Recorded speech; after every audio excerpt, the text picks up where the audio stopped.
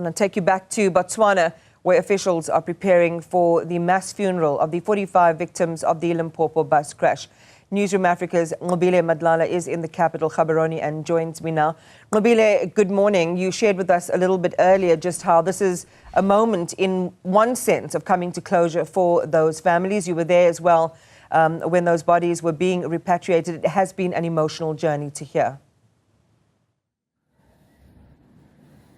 Yes, indeed, Iman. I mean, it's been a very emotional journey. And even when we saw the mother of the 8-year-old arriving at Mokopane Hospital, you will remember that she was in tears and just very hurt. So you can imagine that her reflection is exactly what every single family in Botswana has felt because of that accident. But we do know that in the village that they come from, it's quite a big village. And as a result, the preparations also includes that there must be police on the ground and they must make sure that it's safety. And I want to bring in the police now to speak to us.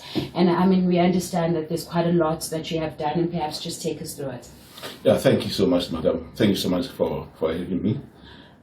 It's true that tomorrow is 4th of May 2024. We are taking our departed friends, parents, sisters, brothers to their final resting place. We are almost there, and we are definitely done or through with the most difficult part of the situation.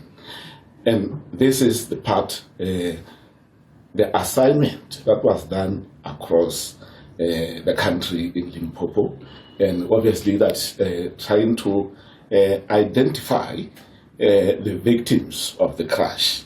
And I mean, here in Botswana, what have you done as a police?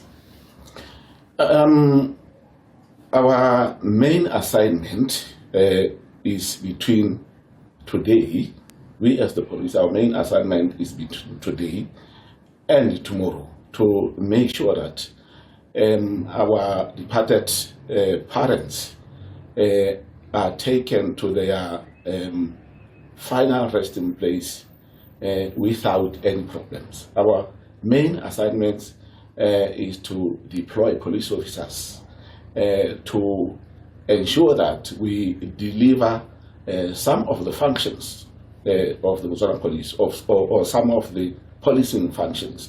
And one of those functions is crime prevention.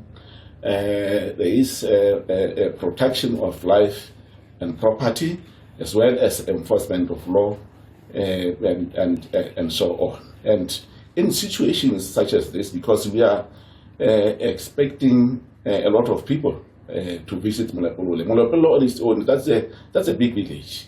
And remember, at some point before Mahung, Molepolo used to be the most populous village in the country, the biggest population in the country in terms of size and population.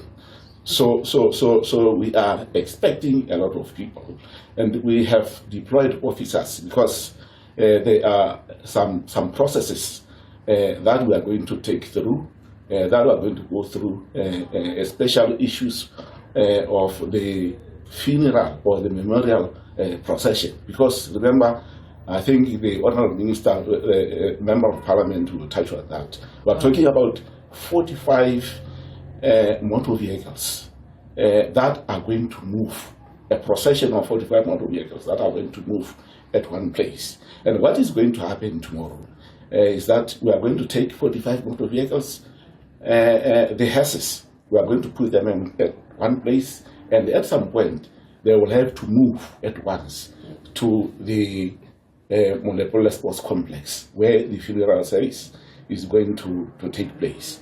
Now, what we have done, because the village is vast, we are going to, people will be traveling by their motor vehicles. So there are some designated areas where motor vehicles are going, people are going to pack their motor vehicles, and then after packing their motor vehicles, we are going to transport them by buses to the station. Sorry, to the stadium. Now, we shall deploy members of the Botswana Police Service to remain guarding these motor vehicles, because if you do not do that, criminals are going to break in and steal people's property. Can imagine it's a lot of deployment. Just imagine. Of course, that will be happening there. And I want to bring in the Member of Parliament to speak to us, of course, about the issues with regards to how they're going to be dealing with all of this. Member of Parliament, I understand that, of course, you are from the village, and I can imagine the impacts this has had with people that live in those homes. Can you tell us a little bit how you have been dealing with these families?